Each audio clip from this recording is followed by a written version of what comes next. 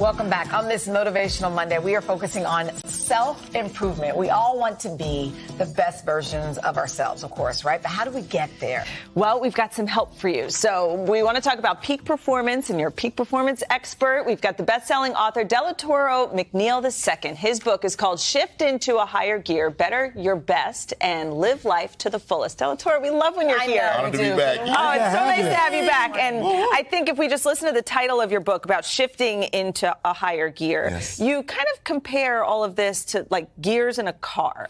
Exactly. Why and how?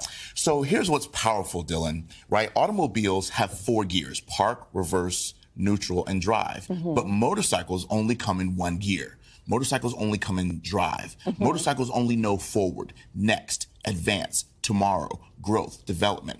And so I firmly believe that we need to live life in drive. And the reason why that's so important is because we all exist within time. And time is always in drive. Time is never parked. Time is never reversed, and time is certainly not neutral. All right. So if we want to live life in drive, what does that mean? Give us some examples. Beautiful. See, you know you're in drive when you wake up passionate about what it is that you're working on in your life, right?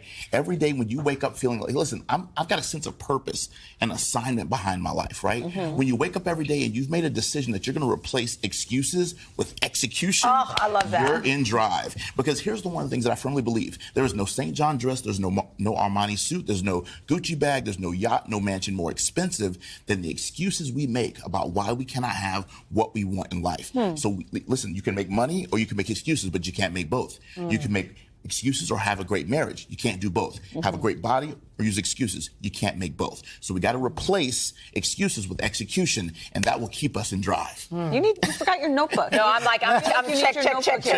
Right, yeah. That's good. So if you're in drive, you're supposed to be moving forward, but a lot of folks are, while they're in drive, are looking in that rear view mirror.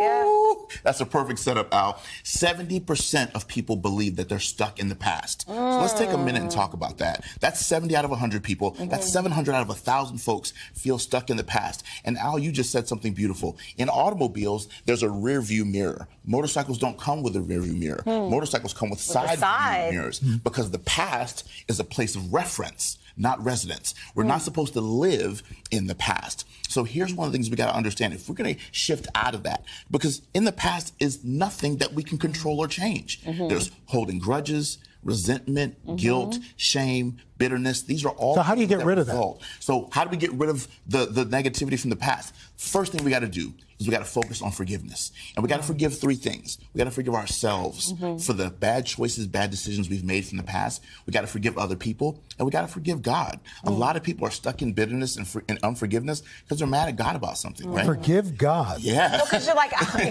Right. Another thing I think is really, really important is that we focus on consistent baby steps, just small actions we can take every day to take us to that next level, and keep positive people around us. Chapter 8, shift your posse because who you ride with matters. So vitally important. I don't have a single solitary negative person in my life. Because here's what I learned a long time ago. Your friends are God's way of apologizing to you for your family.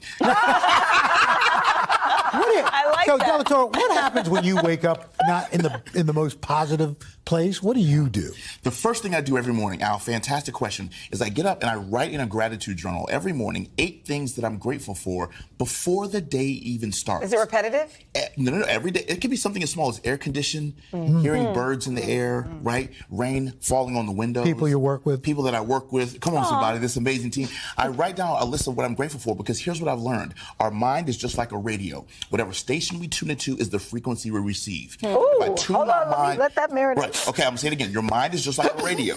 Whatever station you tune into is the frequency you receive. So when I tune my mind to gratitude, the only thing that can show up in my day is more things to be grateful for. But if I tune my mind to what's not working, how mad things are, how bad life is, have you all noticed this? You never have to plant seeds to grow weeds. That's true. Weeds grow automatically. Yeah. Negativity is automatic. It's everywhere. So if we want to shift out of that, but we got to plant seeds if we want a crop or if we want to harvest. So we have to plant seeds of positivity so that we can stay motivated and stay living life in drive. We just had a sermon. We're going to put this interview on a loop. Oh my God. I feel motivated. I'm like, I know. I'm feeling Delatorro, bring it. Grateful. Thank you. Thank you so much. Yes. This is why we love having you. I know. I'm honored to be here. You change our mood for